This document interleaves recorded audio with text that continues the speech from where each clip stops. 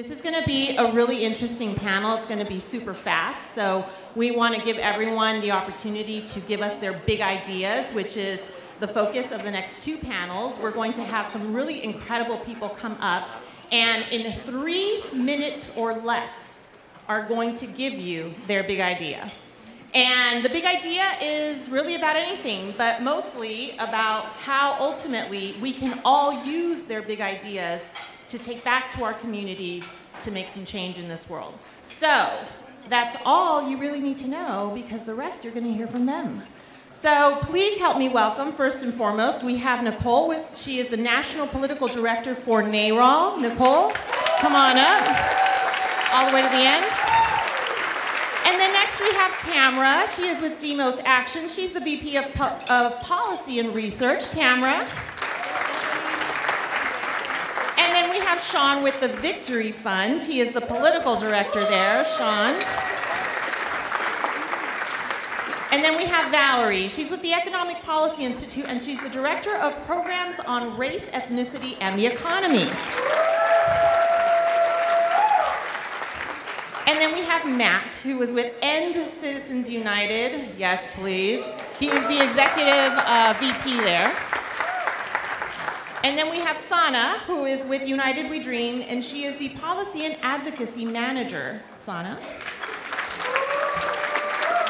And then last but certainly not least, we have Jason, and he's with 350.org, and he is the Policy Director. So, Jason. Okay, great. So we're going to get right into this, because we want to have plenty of time to actually discuss their big ideas. So, again, 3 minutes. So all of you take note, because you know when you have to give those stump speeches in less than 3 minutes, this is how you do it. So Nicole, why don't you go ahead and give us your big idea? Okay. Thank you so much for having me here today. So the issue I'm going to talk about today is unfortunately quite often seen as a progressive issue, but it really isn't. It's about connecting reproductive freedom and economic freedom in voters' minds. It appeals to blue, purple, and red districts, and it affects the majority of voters in some way, shape, or form. The issue resonates with voters because reproductive freedom is intrinsically linked to economic freedom. A core part of being a pro-choice elected official is not believing that you know better than your constituents what's best for them and their families, and supporting their right to choose if, when, and how they raise a family. Embracing reproductive freedom is critical to building power in the new political environment. The new voters the Democrats must attract to the polls in coming elections rank reproductive freedom as one of their top concerns. According to our polling, which is not done so that we can give it to the media or funders off of it, but actually so we can analyze it and take a look and learn how to speak to voters, show that 8 in 10 of the Democratic and Democratic-leaning drop-off voters say they're motivated to vote in the 2018 midterm elections. When they're asked which issues concern them the most personally about Trump and his administration, women's rights, abortion, and gender issues rank second highest among Democratic drop-off voters. The issue ranks highest among white women under 50 and college-educated white women as a key demographic for Democrats. The majority of working-class voters identify as pro-choice, and even more support legal abortion. And this is an important distinction. Just because someone does not self-ID as pro-choice does not mean they think the government should legislate what a woman can do with her body, nor does it mean it isn't an important issue to them because it's not about a person's beliefs. This is about legal access to a medical procedure that allows families to determine their own futures. In rural, suburban, and urban districts, being a mother and a primary caregiver was the most common response when asked what things might prevent a woman from having the same level of financial stability as a man. The majority of voters say that a woman's ability to control if and when she has children is an important part of equality for women and is related to financial stability. A great deal of legislation falls under this umbrella, and I always encourage candidates to go local and see what's happening in their district and state. What are the laws there? Can you be fired from your job for having an abortion? Do you have paid leave? Can your employer deny you access to birth control based on your personal ideology? So, how should we talk about it? Economic security is more difficult to achieve without freedom to decide if, when, and how to raise a family. The issue affects a woman's ability to continue her education, rise up in her career, care for the family she already has, and plan for the future. Talk about access to legal reproductive health is responsible for a significant portion of wage gains made by women since the 1960s. The decision of if and when to have children is fundamental to ensuring women are equal and full participants in society.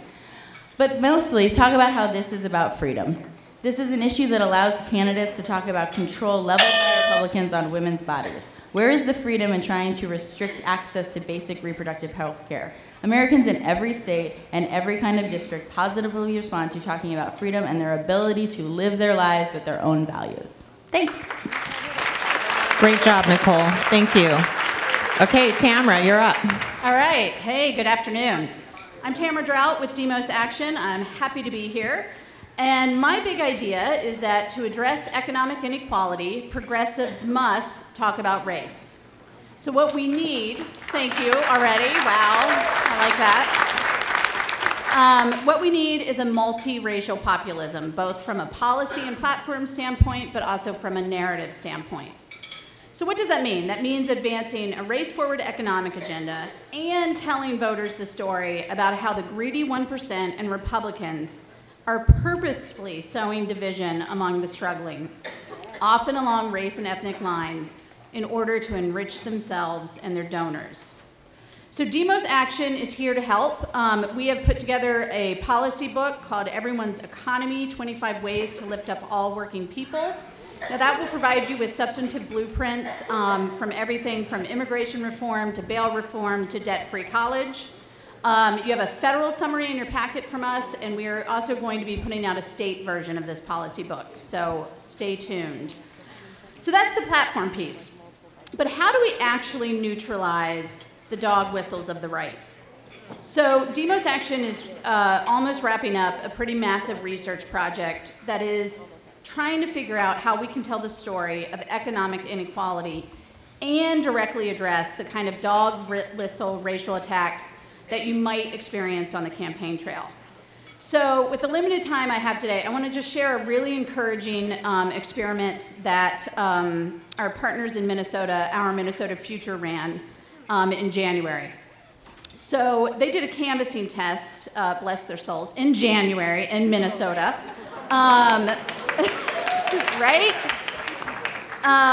Where they canvassed 800 people. And half of their conversations were with disaffected white voters and half were with people of color.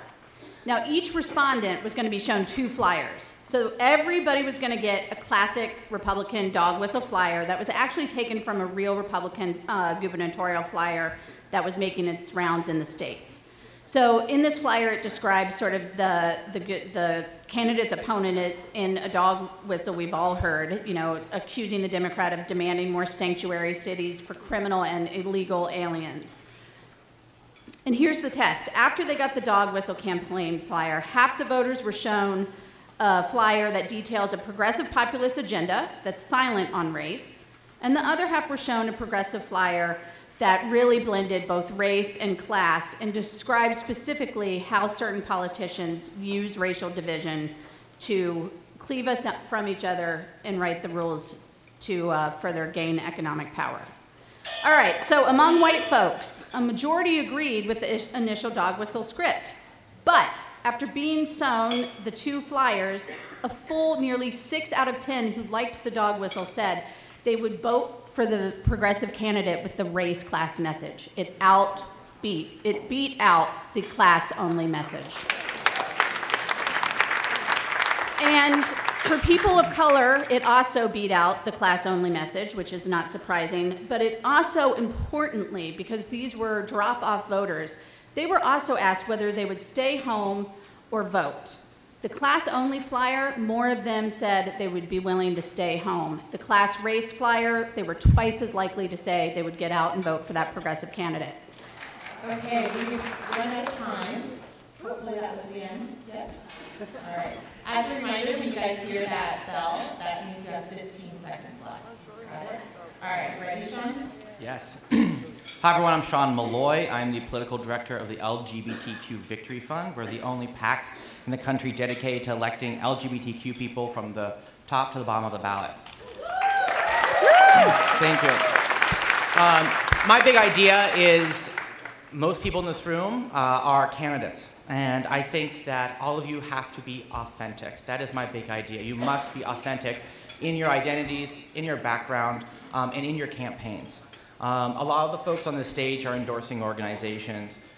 We want you to have the brass tacks of a campaign in place, and I think you're learning a lot of them here.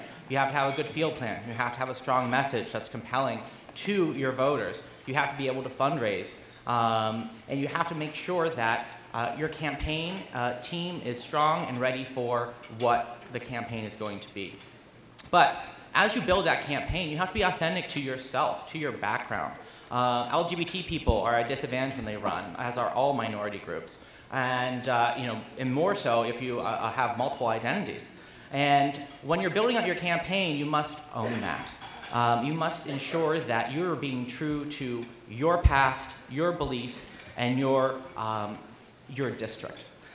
If you're in a moderate district, you don't have to pretend to be a moderate. You have to be yourself. People will read that you're being inauthentic if you're saying, well, I don't know if I necessarily believe in universal health care, or etc. Be yourself. If you truly believe something, find a way to message it well to the voters. At the Victory Fund, we say, you don't have to run with a rainbow flag. You have to run on the issues that will allow you to win, so you can wave that rainbow flag from the State House or the City Council. So, I just want to encapsulate this in a little story. About a year ago, there was a woman who approached Victory Fund for an endorsement, and her name was Danica Roem. And I'm happy to say that she's now State Delegate Danica Roem. But she was in a four-way primary. She's a trans woman in a four-way primary that the victor of would go face a 26-year incumbent, who was actually the sponsor of the bathroom bill in Virginia. However, Danica built a very strong foundation in her campaign. She had an excellent field strategy. She had a wonderful campaign team, and she was fundraising, but she just needed to get there a little bit further. People said we were crazy, but she was true to her past. She said she's a heavy metal rock band in suburban Washington. She's a trans woman. She has a child. There were so many things in her past that people were very skeptical of. However, she was true to herself, and she built a strong campaign that ended up beating bigot Bob Marshall in November. And now we have an openly trans person in a state legislature in the United States of America. So as you build your campaign, be authentic. Absolutely. 1,000% Thank you. Okay, Valerie. All right, good afternoon. I'm Valerie Wilson with the Economic Policy Institute. My one big idea is that there is no one big idea to undo income inequality. And anyone who claims they have the answer is not telling the truth. There's a new policy battle essentially every day that shapes how the nation's income will flow. We got to where we are now with the top 1% taking most of the growth, while progress on racial and economic justice has slowed to a crawl at best or gone backwards at worst. Not because one policy battle was lost. We got here because over several decades, almost every policy battle has been lost. And bit by bit, any power the average person had to exert their right to earn a decent living by having a job with good pay and benefits, including equal pay and equal opportunity for employment or promotion, regardless of race, ethnicity, gender, sexual orientation. Any chance they had to secure a job with decent hours and safe working conditions has been eroded. So there needs to be laser-like focus on the singular objective of empowering workers to exert their right to these things and win. At a minimum, that means, one, creating a stronger, more stable labor market through consistent full employment, and two, strengthening worker voice and enforcement of existing worker protections. As I wrap up, I want to say a little about how we do those things. Now, full employment is bigger than attracting 1 to 2 big companies to your city by offering tax incentives. This is about directly creating jobs with purpose that pay a living wage. And what do I mean by jobs with purpose? Examples might be jobs that help to rebuild infrastructure or provide critical services in local communities that are inadequately supplied by the private sector. Full employment stabilizes the business cycle by protecting against huge fluctuations in unemployment. And it gives workers more leverage to negotiate better pay or to change jobs. Full employment also disproportionately helps those who bear most of the brunt of the business cycle and face persistent labor market discrimination. So on my second point, some specific ways to strengthen worker voice and enforcement of existing worker protections, that would include repealing right-to-work laws,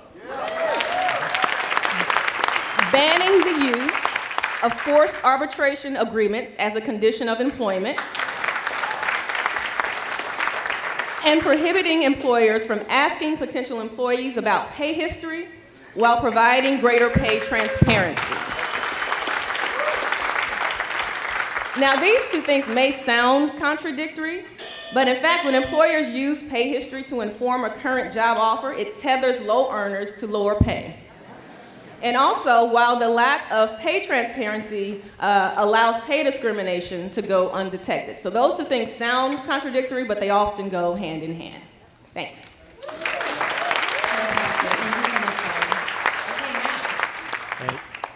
Hi, I'm Matt Burgess from End Citizens United. First, just want to thank Adam and Stephanie and the whole PCCC team for having us here this weekend. It's a great conference, and we've got folks who are going to be with you, I think, tomorrow and tabling outside.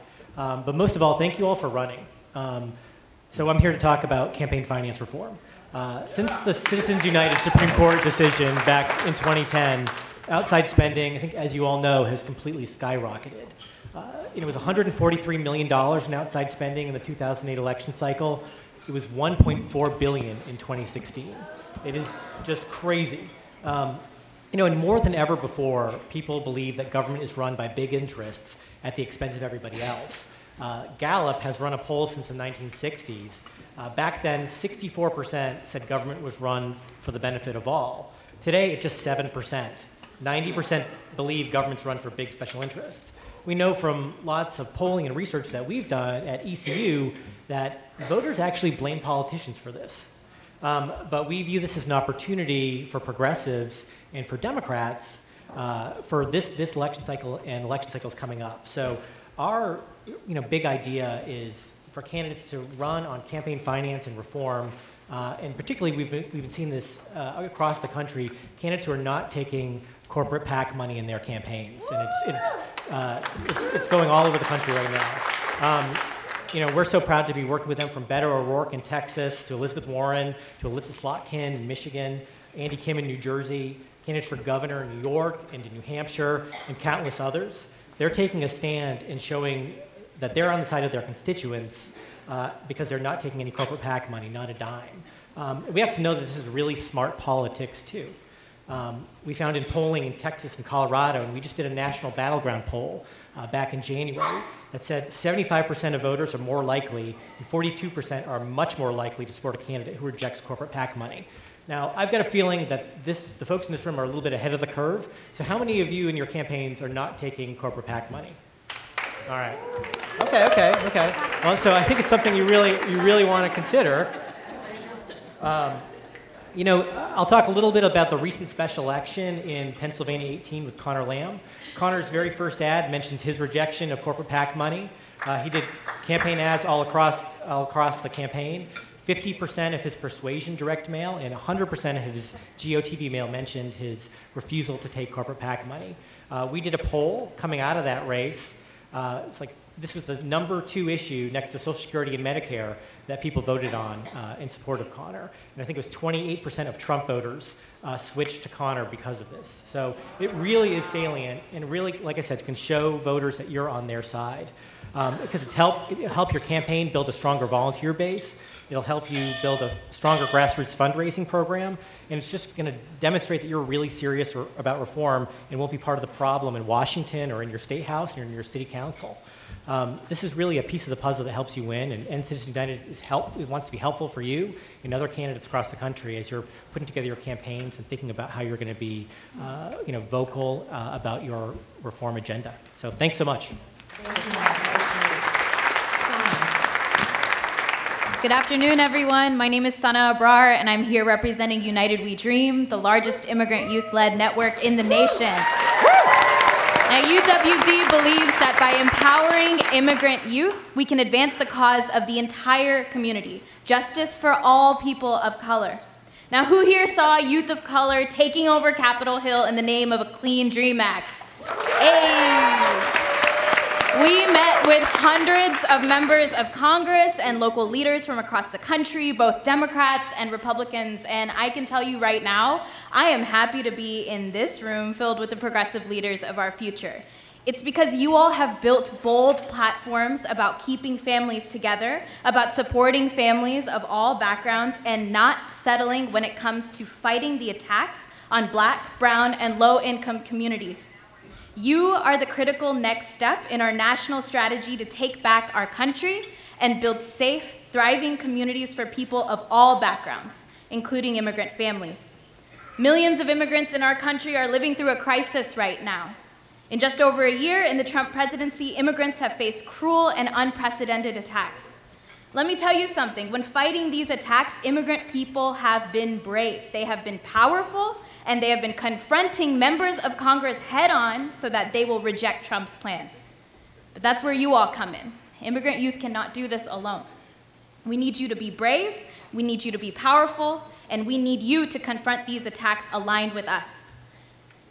We need you to start with fighting the agencies that are seeking to erase us from this country. Those agencies,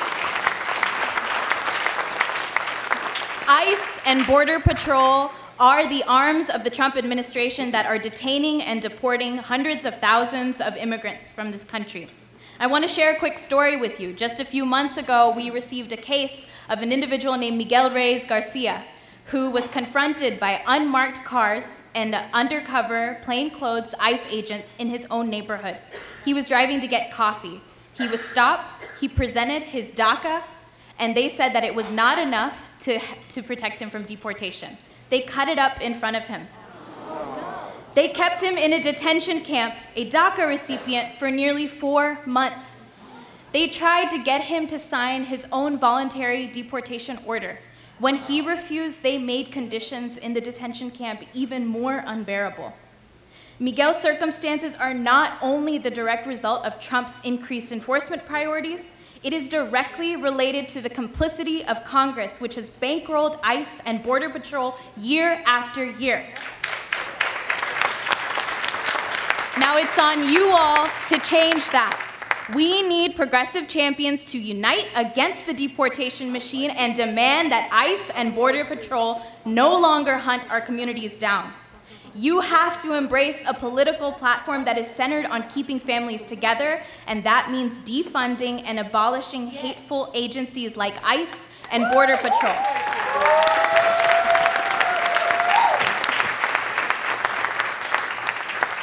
I dream of a Democratic Party that one day stands united against the detentions and deportations of communities of color.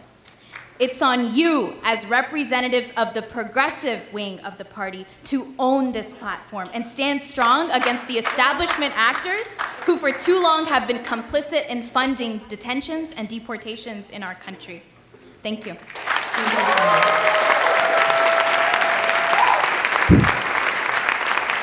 right, Jason, wrap it up. All right. What's up, everybody? I'm Jason Kowalski, and I fight climate change with 350.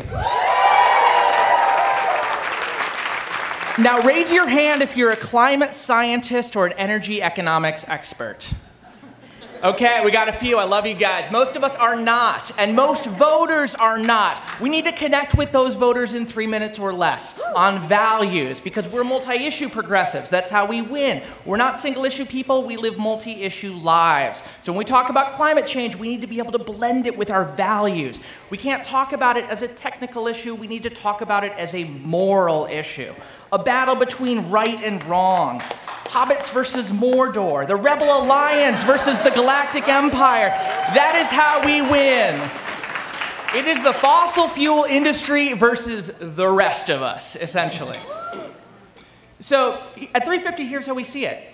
We have a recalcitrant fossil fuel industry led by a few fossil fuel billionaires wrecking our climate and making truckloads of money while doing it. They are greedy jerks, and they are making a buck off of our suffering. And not just everybody suffering, too. It's not rich white communities who are breathing in coal dust, drinking fracked water, right? And to top it all off, when their pollution heats up our atmosphere and hurricanes come in, it's the most vulnerable communities who are hit first and worst. It's low-income communities, people of color, right? These folks are making everything we care about worse. And to top it all off, they're spending money on our elections. They're bankrolling the people who are running against us, breaking up unions, and defeating us on all sorts of issues. Every bit about that needs to change. So, our big idea, a fossil-free world that runs on 100% renewable energy.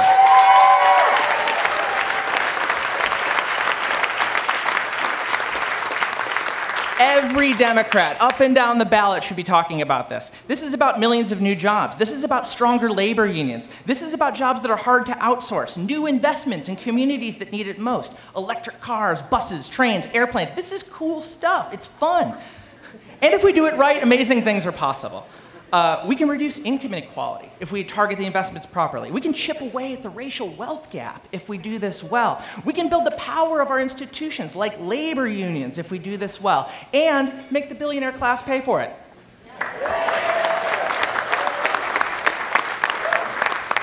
100% renewable energy is already in the Democratic Party platform, thanks to a series of polite nudges from the Bernie Sanders campaign last year. 50 city councils have made 100% clean energy commitments, hundreds of mayors, a number of states, dozens of champions in Congress. You can support this at literally every level of government. And a bonus, it polls well. So raise your hand if you're running against a moderate Democrat in a primary. Okay, we've all heard what they say, right? All of the above. What I hear when I hear that? Fracking for some, solar panels for others. We cannot accept that as progressives. It's not Medicare for some, it's Medicare for all. It's not clean energy for some, it is clean energy for all. Thank you.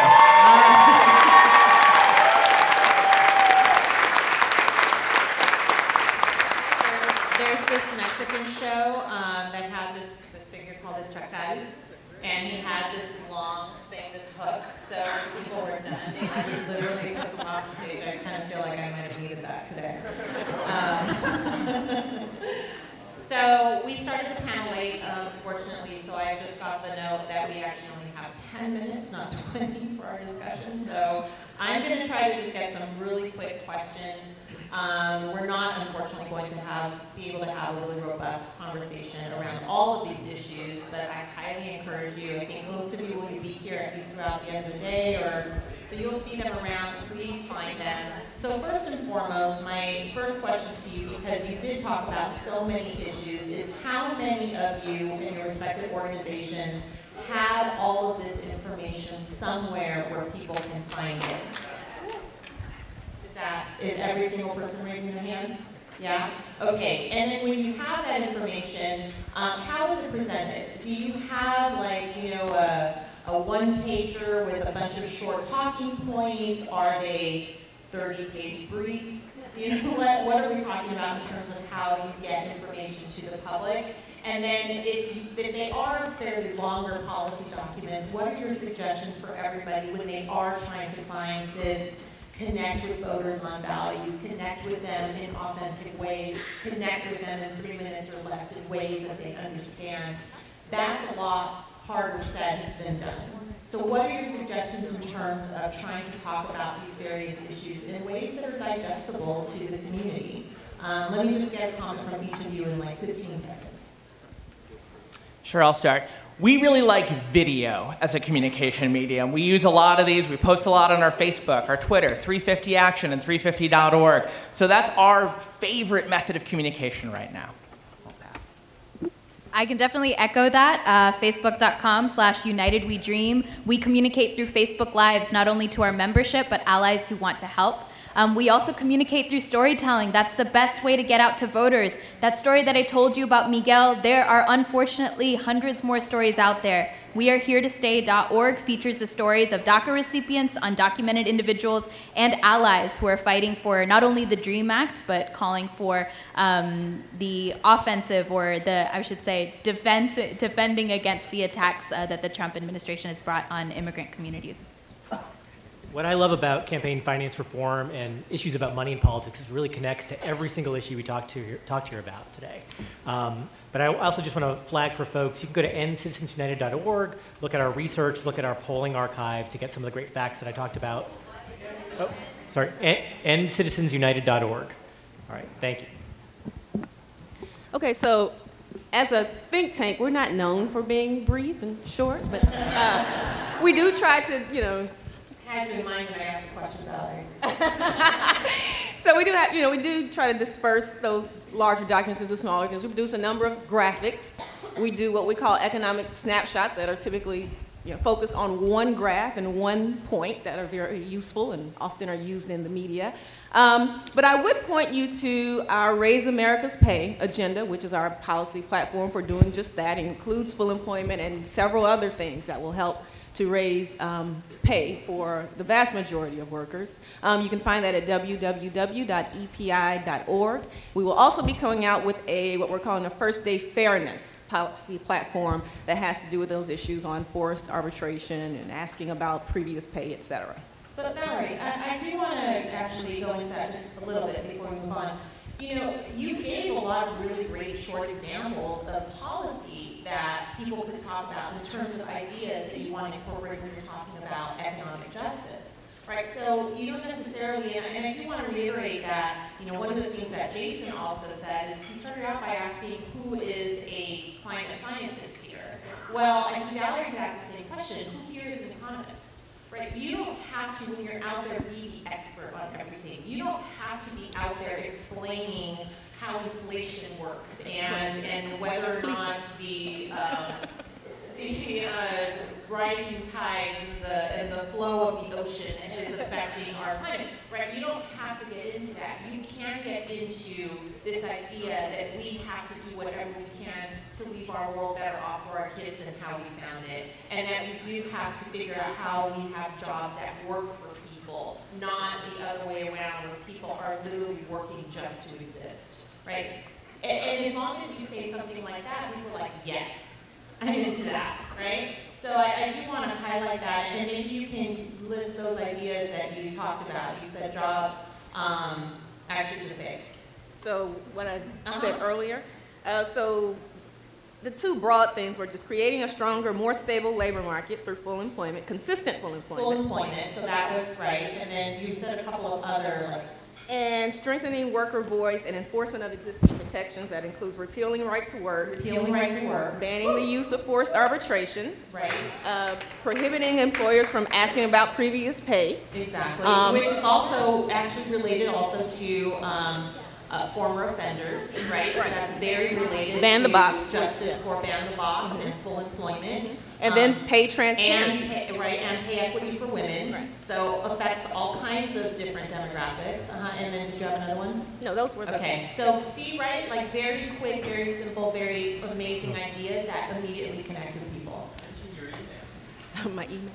Well, we'll get to that. We'll get to that at the end. Okay, Sean. Yeah, so at Victory, we believe representation is power. So getting LGBT people elected allows our voices to be heard and fight for equality. But we communicate through our candidates. And so our candidates take all these different kinds of other ideas that resonate in their districts and run a good campaign to win. And so you might believe every single thing up here, but you should pick what works best with your voters on the doors. And you should be able to feel that if you're truly ingrained in your community. You can visit the think tank arm of Demos Action, that's our political arm, at demos.org. That's where you'll find the policy book that I talked about, which covers a lot of the policies that Valerie mentioned, as well as other things like debt-free college, how to do child care right, health care for all. Lots of good stuff. And the race class narrative research, for reasons that are probably obvious to you all, will not be made public.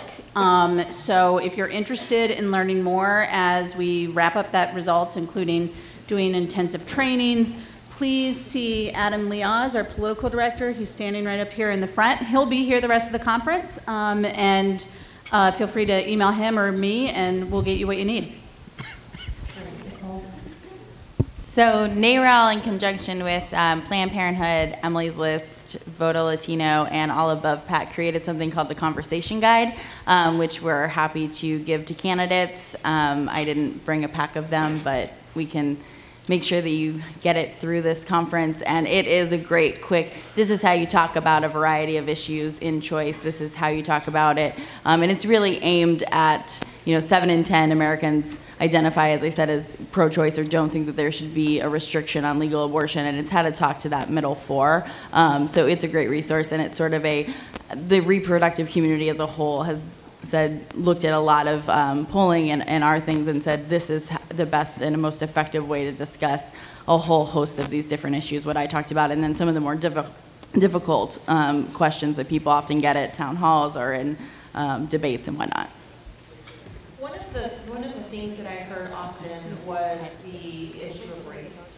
And I'm not sure how, I think it was you, Valerie, maybe it was Tamara, who referred to it as multiracial, I think. So to me, it's just intersectionality, right? It's about how do all of these things interlap with who we are as people. And as Jason mentioned, we're not single issue people. But at the same time, we tell all of our white allies that it's frankly inappropriate to go out there and tell the world that you're going to be the voice for people of color, or that you are the authority for so many different communities when you cannot speak to those people's experiences. So from your perspectives, when we're talking about including intersectional conversations and centering people of color and centering the disabled community and LGBT community, et cetera, how, and anybody can jump in on this, how can we better advise, especially candidates or people who are working for candidates, to ensure that when they are out there ensuring that they're having an intersectional conversation and making sure that communities are represented, that they're doing so authentically and that they're doing so in a way that is putting them that's centering these communities as opposed to them being, the authority figure on it. It's a complicated question, I realize. Well, to start off from our end at United We Dream, like I said, we firmly believe in putting the voices of immigrant youth at the forefront of the fight, and that means sharing stories. That means taking part in events in your local communities that may involve protesting raids, that may involve going to DACA rallies, DREAM Act protests, being a listener, and also being an active ally. Just the other day, I believe yesterday, we had a press call on the story of Miguel and other individuals who have been detained by ICE. And on the call, we could see all the participants. There was a state Senate candidate who was listening in and taking note of the stories that were going on. She actually is running for a seat in Texas 29, where we have a case of a high school student who was detained after a high school fight by ICE. So we firmly believe this is an opportunity to not just tokenize individuals who have these stories to share, but bring them to the forefront of your campaign. Involve them in the decision-making process when it comes to campaign strategy, especially in places where raids are a hot topic, where they are directly affecting individuals. You yourself may not be a target of those raids, but bring in the individuals who are scared, who are fearing for their lives right now. Ask them what they need and what they are seeking in their elected officials. Yeah, I think that's really, I think oftentimes when we are running and we are going to speak at a college or we're going into these various places in our community, we often ask ourselves, or if we're having our own events, we say, oh, okay, who can speak to this issue? Let's find a college person who can speak, a college kid who can speak to student loan debt. Let's find a woman who can speak to equal pay issues or whatever. And we kind of tend to get into this really bad habit of checking boxes. But we never actually go further and say, how can they actually help inform what we're doing? Let's not just have them show up and speak on our behalf and be our great surrogates on these issues, but how can we actually incorporate what they're saying into our campaigns and get their advice on how we should be doing things, right? That's taking it that step further and actually learning how environmental justice is affecting communities that live near, low-income communities that live near freeways, which have an elevated level of asthma and respiratory disease, and a number of other issues that affect their health because of the decline in air quality, et cetera, right? How many people here truly understand how climate, not just climate change, but climate in general, is affecting low-income communities in this country? Yeah, like, you know, that's a very honest answer, and I really appreciate that. So it is up to us to take advantage of all of these incredible ideas and their resources and people within our communities to pull them in to make us better candidates and make our operations, our campaigns, winning campaigns. So unfortunately, I have to wrap it up there. We could totally do this for another hour. And I wish that we could, but we actually have another really great panel in the same format that's being led by my dear friend, Senator Nina Turner, so she'll be up here in a minute. And you'll hear a few more great ideas. But again, remember, you can go to all of these organizations and find these folks if you run into them over the weekend and get more information whenever and whenever possible. Thanks, everyone.